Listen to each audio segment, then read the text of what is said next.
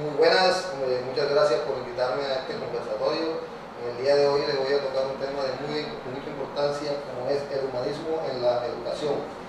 Para hablar del humanismo en la educación tenemos que remontarnos a la época medieval, donde la teoría que se estaba planteando era la escolástica, donde todo giraba en torno a Dios y no había ningún avance debido a que no se atrevían a contradecir esta teoría. Luego surge una teoría antropológica, donde el hombre comienza a ser el centro de todas las concepciones universales que se dan en ese momento y empiezan a desafiar lo que está en el medio. Es así como se dan una cantidad de avances, la ciencia avanza, se dan descubrimientos, se dan desarrollos como la revolución industrial, ya se dan descubrimientos. Luego de todo eso, los hombres empiezan a darse esa importancia y empiezan a avanzar, lo que se llama el año de las luces, o la época de las luces. Posteriormente, ya hacia el siglo XX, después de la Segunda Guerra Mundial, vuelve a tomar gran importancia este tema del humanismo.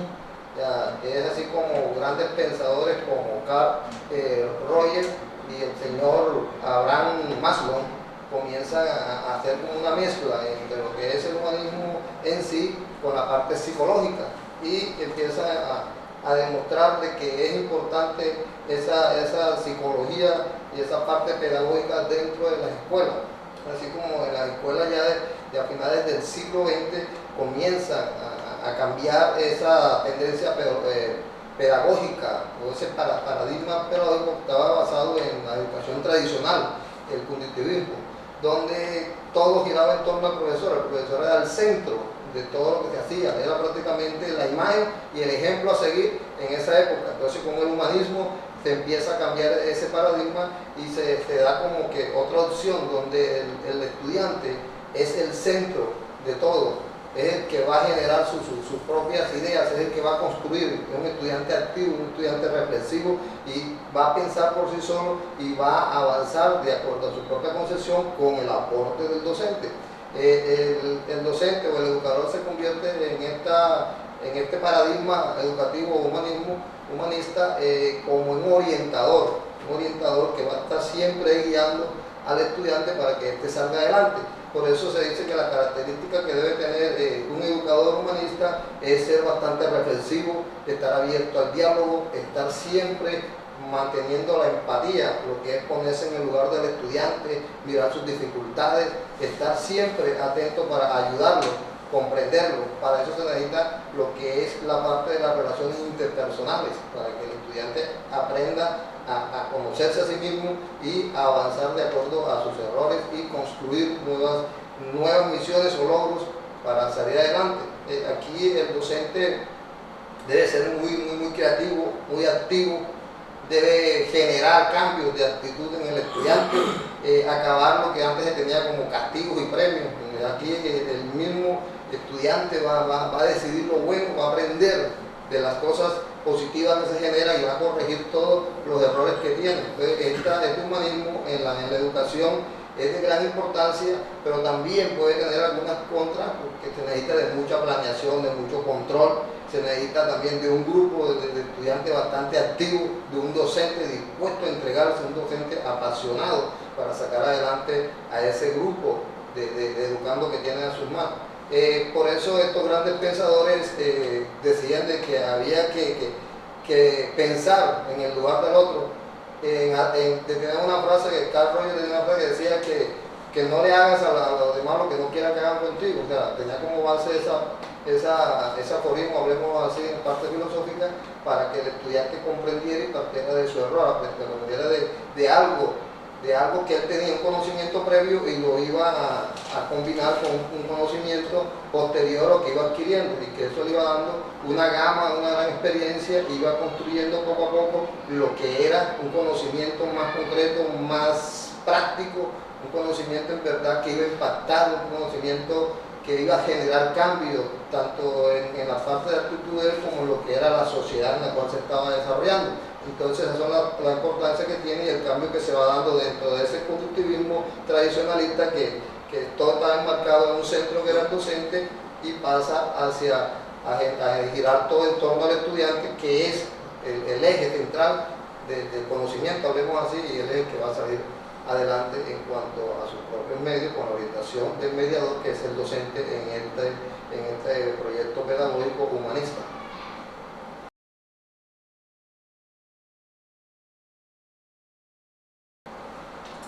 Bueno, compañeros, dentro del marco de la educación ética docente, se encuentra lo que es el aprendizaje vivencial, contextual o sociocultural.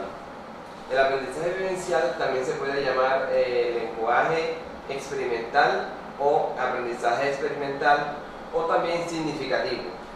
El aprendizaje vivencial es el que aprende el estudiante extrayéndolo de cada experiencia, analizando su propio estilo, sus capacidades, sus competencias, su habilidad a través de diferentes experiencias. Quiere decir esto que dentro de un marco de aprendizaje, el docente debe convertirse en un facilitador de los procesos que el niño va desarrollando para que el mismo aprenda experimentando, aprenda manipulando, aprenda conociendo los objetos. No los vamos a tener a los niños en un aula de clase sentados todo el día. Por ejemplo, si vamos a hablar de las plantas, no lo vamos a tener con láminas meramente. Tenemos que sacar a los niños al campo a que conozcan las plantas, a que las toquen, las agarren, y enfatizando que hay que conservar el medio ambiente porque son las que nos ayudan a mantener nuestro aire sano. Sacar a los niños al patio a descubrir los insectos, a descubrir el aire, a descubrir las vacas, los asnos, los puercos, los burros. Entonces ellos viendo, practicando, manipulando, es que generan una propia experiencia y así hay un cambio de conducta. En diferentes investigaciones se ha demostrado que el aprendizaje es más eficiente si se hace práctico o discusiones grupales, más que teórico, más que meramente audiovisual. O sea, llevar a los niños a un salón audiovisual a presentarle una diapositiva no genera tanto impacto como llevarlos al campo, sacarlos a un playón, a una quebrada, a un lugar específico para que el tema sea vivencial, ¿sí? Para que el niño agarre, olfatee, sienta la experiencia y eso queda un conocimiento más aprehendido para toda su vida. Ausubel en 1963 publicó una teoría que se llama teoría del lenguaje significativo. Es distinto al memorístico o al repetitivo. Él plantea que eso que les digo yo, que el niño hay que enseñarle cosas que tengan significado inherente a su experiencia.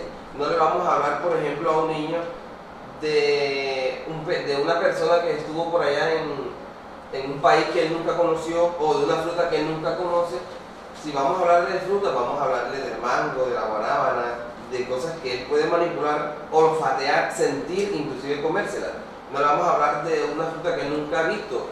Por ejemplo, el árbol del tomate de árbol, que por acá no se da, entonces hay que hablarle del palo de mango, del palo de guayaba. O sea, que sea algo contextual, que esté en el contexto, que tenga significado para él. Esa teoría la publicó Ausubel en 1963.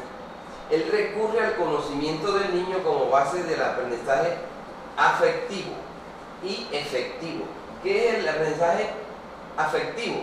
Cuando el niño desarrolla unos lazos de afecto hacia lo que aprende, entonces le da más valor. Y el aprendizaje efectivo es el que él decide asimilar para su propia vida. Clay en 1994 también escribió sobre ese tema. Dice que la experiencia adquirida ayuda al cambio de la conducta. O sea, ya él entra a otro espacio donde dice que la conducta del niño puede ser moldeada de acuerdo a las experiencias positivas que él vaya asimilando en su desarrollo de aprendizaje. Dice que se requiere de la retroalimentación. La retroalimentación es volver a explicarle, volver a llevar al niño para que llene los espacios de duda o esos espacios de conocimiento que no asimiló bien, para que él aprenda bien el conocimiento. Habla de la experimentación, de la manipulación y de la exploración. Entonces manipular es muy importante. Cuando hablamos de las texturas, llevar al niño a que manipule las texturas, suave, áspero, liso, y los olores, que los viva, que los vea, que los palpe. Tomlinson en 1984 también hizo aportes a esta teoría al aprendizaje vivencial, dice que el ser humano olvida menos lo que aprende durante una actividad práctica que en una donde netamente sea teórica o audiovisual. Este señor también plantea eso, que a los niños hay que llevarlos no solamente en el campo educativo, también en el campo de la casa, en el hogar. El papá debe llevar a los niños a que vivan con él el afecto, a que compartan con él un juego, una experiencia, un momento de tristeza. Así lo dice el señor Tomlinson. Entonces, esto les quería conversar con respecto a la teoría vivencial o sociocultural. Gracias. Continuando con los fundamentos teóricos de la ética docente, quiero tratarles un poco acerca de lo que es la educación en valores.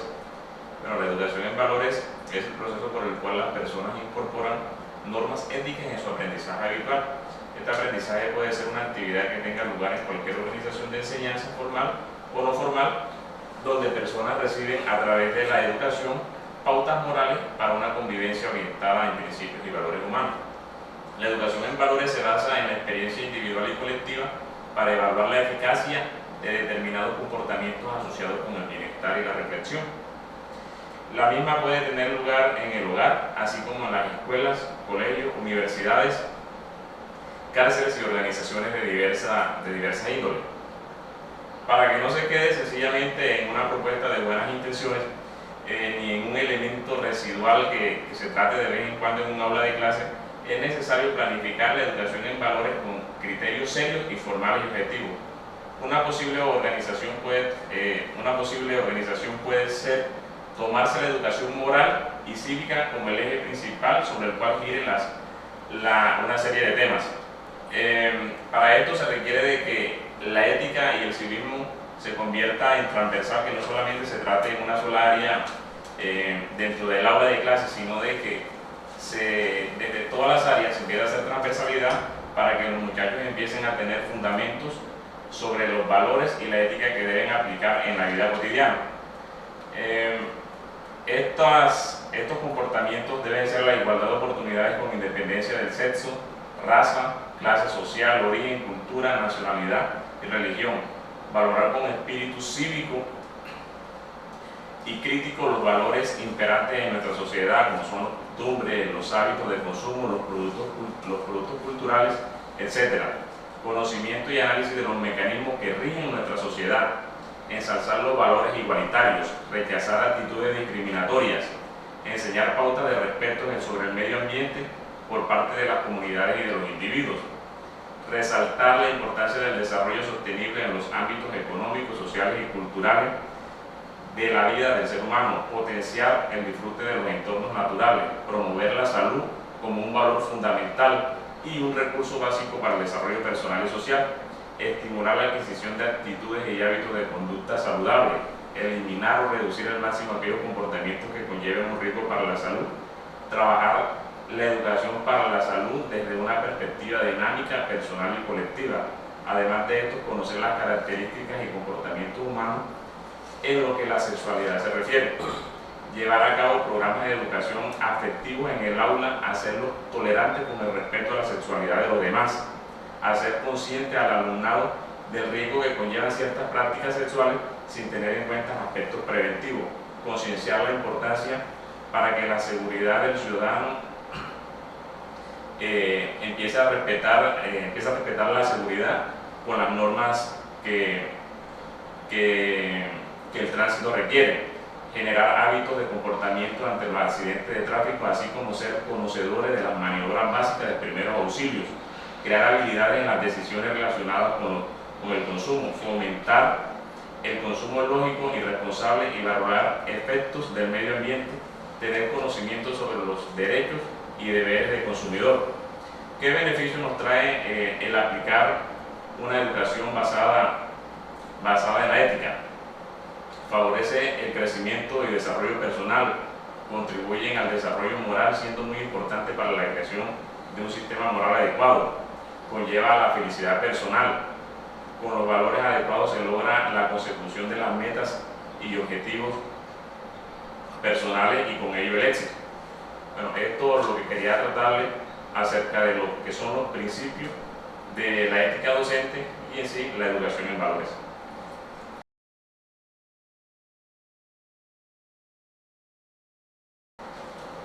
Qué interesante la temática que han tratado acá los compañeros, de verdad que llama poderosamente la atención el hecho de que nosotros en este escenario podamos visualizar algunas situaciones con respecto a la ética docente. Qué interesante traerles a colación acá un tema que encierra toda esta serie de situaciones planteadas.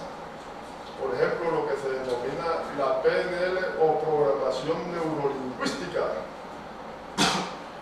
Como su nombre lo dice, programación, aparentemente podríamos trasladarlo de inmediato a un computador, pero no. La programación hace alusión a un programa que se desarrolla en nuestro cerebro. La neurolingüística, de la misma manera, si descomponemos esa palabra en neuro, podemos hablar de las neuronas, y lingüística, pues lo que es el lenguaje.